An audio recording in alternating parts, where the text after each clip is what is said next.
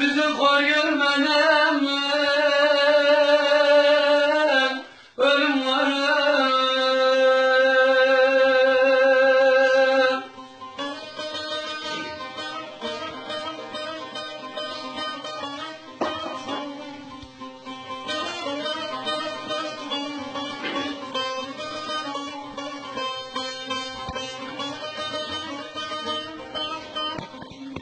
Oldu gitti seni sevmeden.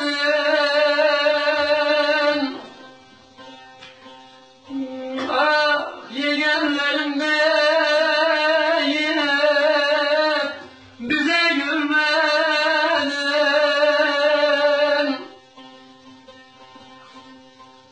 Zalim avradım karşı gelmeden.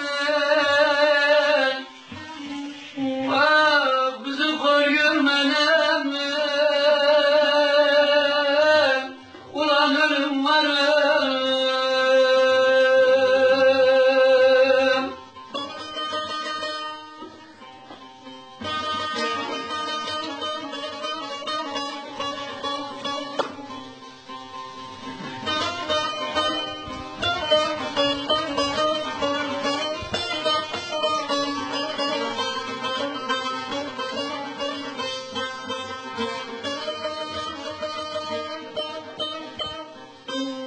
Alın selam babam kabrine,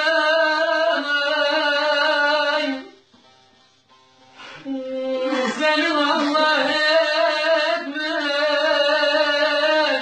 3 dönüm tarlayı. Hele bir gün Ezrail gelir yanıma. Bizi kor görmenem ölüm var.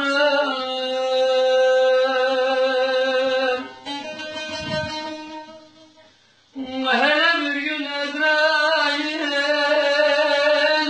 gelir yanıma.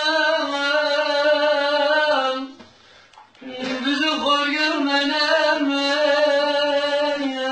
ölüm var.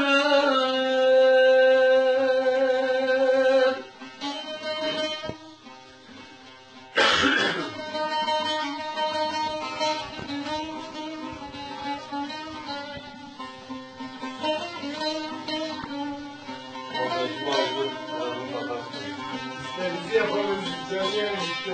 Yok lan biliyor. Korkmak boş yapıyor. Biz olmazsak sen